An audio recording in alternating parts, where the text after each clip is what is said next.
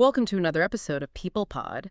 How does a pop star go from surviving on $20 a week and suffering just constant rejection to generating billions of streams? Right, it's a massive jump. It is. And then how does that same person publicly declare herself the most mismanaged pop star ever and just walk away from a 9-year major record deal to become her own boss? Which is something you almost never see in this industry. Exactly. So today for our deep dive, we are looking at the story of Amanda Koci. You listening probably know her globally as Ava Max. Yeah, the voice behind that inescapable 2018 smash hit, Sweet But Psycho. Right. But her actual journey, it's really a masterclass in resilience, creative rebellion, and ultimately reclaiming power in a notoriously difficult industry. It really is. Because the totality of this story is ultimately about the friction between authentic self-expression and, the highly manufactured pop music machine. Yeah, we are unpacking her evolution from this struggling teenage hopeful to a fierce, independent artist who now actually owns her master recordings. Which, again, is the ultimate power move in music. Sure.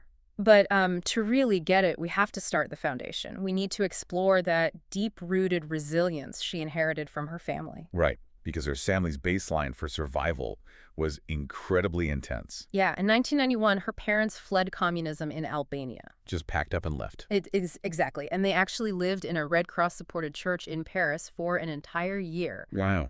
Before eventually immigrating to Wisconsin, which is where Amanda, or Ava, was born. And the context of that upbringing completely changes how you view her work ethic. Oh, absolutely. Because back in Albania, her parents were highly trained musicians.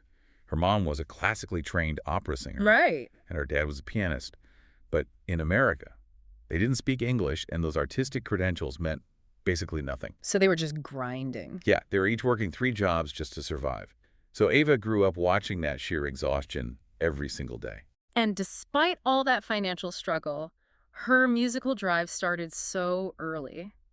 By age 13, she adopts the name Ava, completely dropping Amanda. A reinvention right from the start. Totally. And then at 14, she convinces her mom to let her move to LA to pursue music. Which, as you can imagine, hit a massive wall immediately. Oh, yeah. I mean, the industry just rejected her constantly for being underage. They didn't care about the talent, they cared about the liability. Exactly. So she actually retreats for a bit, moves to South Carolina, faces some pretty severe bullying at a normal high school, but she gets a taste of, a normal childhood. Right, but LA is always the goal. Always. So she goes back at 17. This time, her brother is acting as her manager. And this is where things get really dark for her. Yeah, the sibling partnership totally fails. Her demos are being universally rejected by producers. She's just hitting closed doors everywhere. Yeah, and she spirals, starts drinking early, and she ends up surviving on literally $20 a week. I mean, surviving on $20 a week in Los Angeles is brutal. It's impossible. Okay, let's unpack this. When you're 17, surviving on $20 a week, and the industry keeps slamming the door, what is the psychological fuel that keeps someone going rather than just packing it up and going home? Well, what's fascinating here is the inherited resilience. Right. Think about her parents' literal survival story, fleeing a collapsing communist regime. Yeah, that puts things in perspective. Exactly. When your baseline for normal is watching your parents work 6 combined jobs in a country where they don't speak the language, your threshold for giving up is just incredibly high. So the music industry's rejection hurts, but it's not fatal. Right. Compared to what her family survived, it's just another obstacle. She had this unyielding perseverance basically programmed into her. Which is so lucky because her breakthrough is just wild. It's 2014, and she gets invited to a dinner party at the Chateau Marmont. Which is a famously tough room to even get into. Right. And she meets this producer, Circuit, who happened to be an acquaintance of her brother. And she doesn't hand him a demo, right? No. Instead of, giving an elevator pitch, she just spontaneously sings happy birthday to him right there at the party. That is amazing. It totally saved her from leaving the industry. They start collaborating, and it eventually leads to her signing with Atlantic Records in 2016. She's 22 at this point. And that's when she fully becomes Ava Max. Right. She chooses the last name Max, specifically to blend masculine and feminine elements. Which perfectly sets up the creation of her visual identity. Yeah. The famous Max cut. Yes. This is my favorite part of her story. So she's cutting her own hair, right? As one does. Yeah, and she chops the right side into this asymmetric chin-length bob. Mm. But then she remembers she has chocolate chip cookies in the oven. Wait, really? Cookies? Yes. She runs downstairs to check the oven so they don't burn, leaving the left side of her hair completely long. That is hilarious. And when she comes back upstairs, she sees her half-cut reflection in the mirror, and she's like, wow, this is my true self. It was an escape from conformity. That is such a great origin story. It is. Here's where it gets really interesting. Pop stars usually spend millions on branding consultants, but her entire signature look was born from almost burning a batch of cookies. Does this accidental authenticity explain why she connected so well with listeners? I think it absolutely does. Yeah. Because the Max cut wasn't just a hairstyle. Right. It was a physical manifestation of going against the grain. Setting herself apart in an era where pop stars were just so highly curated. Everything was focus grouped to death. Exactly. And listeners can spot manufactured imagery a mile away. Yeah. So when she drops Sweet But Psycho in 2018. Oh, man, that song was everywhere. Everywhere. #1 in 22 countries. Wow. 2 billion streams, 4 times platinum. It was massive. But with that massive success comes the flip side, right? The struggles of huge fame. Right. The industry instantly wants to put her in a box. Yeah, the media immediately starts calling her the next Lady Gaga. Which she hated, right? Yeah, she found the comparisons totally lazy. I mean, she acknowledged Gaga as an incredible artist, obviously. Yeah, right. But she pointed out people were literally just comparing them because they both had blonde hair and made pop music. It's such a surface-level critique. It is. And the irony is, despite her outlandish 90s-influenced outfits, Ava actually hated the red carpet fame part of the job. She just wanted to make music. Exactly. She much preferred being in the studio. But the fame brought real turmoil, like during her Diamonds and Dance Floors era in 2023. That was a rough period for her. Very.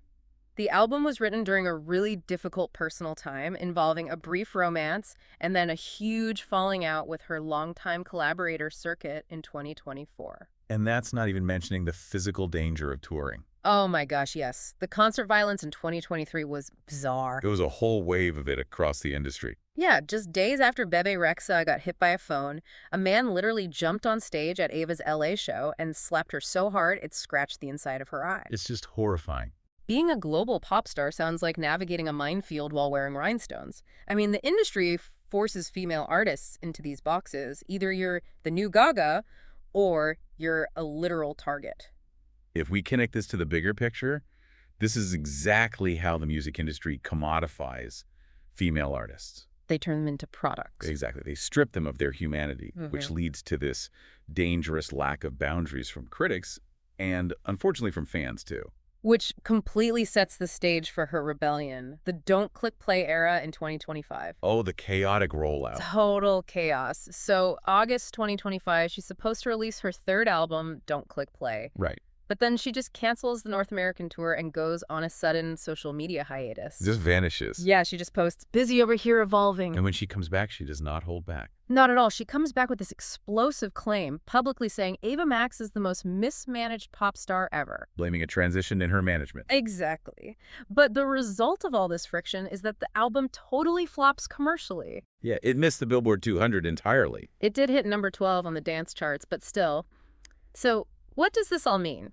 She calls out her management, but the album still fails to chart on the Billboard 200. Was this rebellion a strategic failure, or was it the necessary burning down of a house that wasn't working anymore? Well, it's definitely the latter, and I'll tell you why. Okay, tell me. There's this fascinating contrast that happened right around the same time. While the official album struggled, an unreleased 2023 track of hers called One Night spontaneously leaked. Oh, right. And it became this massive organic radio hit in Hungary in late 2025. With zero promotion. Zero.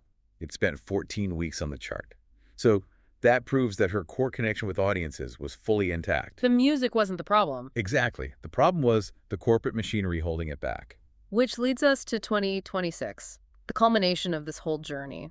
The Queen kills it. Her ultimate power move. Right. In February 2026, she clears her social media, posts God Save the Queen with a portrait of Elizabeth II, and announces she's leaving Atlantic Records after 9 years. A huge deal. Massive. She signs a partnership with Artist Partner Group, or APG, forms her own company, Ava Brands LLC, and this is the most critical part. she retains ownership of her master recordings. Which is incredible. For you listening, think about how rare it is for an artist to successfully escape a major label and keep their masters. Most labels own those recordings forever. They do.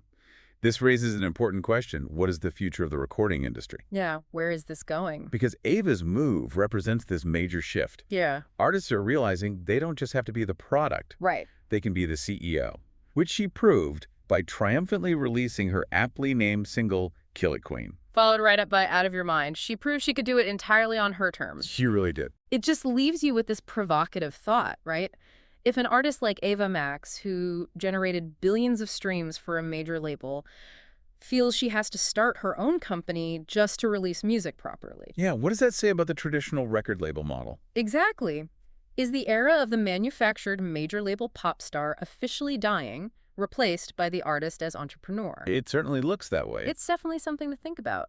Thanks for listening to Pitbull Pod. Keep tuning in for more stories worth knowing.